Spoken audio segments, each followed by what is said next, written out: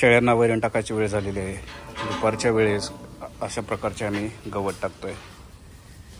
तरी सगळे शेतातून गवत काढलं जाते. तर पाठीमागच्या व्हिडिओमध्ये मी सांगितले की आमचे डाळिंब बाग, तर त्या डाळिंब बागमध्ये असं बरंचसं गवत येते. तर आमच्यात जवळपास 1 वर्ष झालं डाळिंब बाग लावून. त्याच्यात 2 लॉट होते. तर त्याच्यातले की 1 एकराचा माल गेलेला आहे. तो जवळपास 10 टन भरला आहे आणि आम्हाला 100 रुपयाने भाव सापडला होता त्याचा. आणि आता परत दुसरा माल यायला आहे. तर आमच्या शेजारच्यांचंच डाळिंब गेले, ते जवळपास 140 रुपयांनी गेले.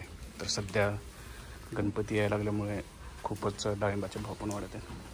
तर आम्ही त्याच्याबरोबरच हे शेतातील गवत वगैरे शेळ्यांसाठी काढतो. तर हे असं गवत वगैरे घेऊन शेळ्यांना टाकायचं आहे. आणि हे पिल्लं वगैरे एकदम तुटून पडत आहेत मग गवतावरती. तर सध्या शेडचे थोडेसे हे झालेले आहे, काय म्हणतात की इकडचा कप्पा जो आहे, इकडच्या शेळ्यांनी घाण म्हणजे तोडलेला आहे कप्पा. तर किंवा तिकडचा मधला कप्पा. तर इकडच्या शेळ्यांनी एकदा हाकलले की डायरेक्ट शेळ्या एकदम शेवटच्या कप्प्यापर्यंत जात आहेत. तर तिकडची एक जाळी एकदा तेवढे नीट करायचे. आणि शेळ्यांची संख्या थोडीशी सध्या कमी दिसत आहे, पण तसं काही नाही आहे, वाढवायचे. तर सीझननुसार किंवा कंडिशननुसार आम्ही काही शेळ्या ठेवतो, काही विकतो. तर बऱ्याच बांधवांना विचारायचे की कशा टाईपच्या शेळ्या आहेत. तर ह्या बिटल टाईप पण आहे, शिरोई आहे, उस्मानाबादी आहे, गावरान पण शेळ्या आहेत. आणि तुम्हाला आम्ही ब्रीडिंगसाठी जे बोकड वापरतो ते दाखवतो. तर हे आहे बिटल बोकड.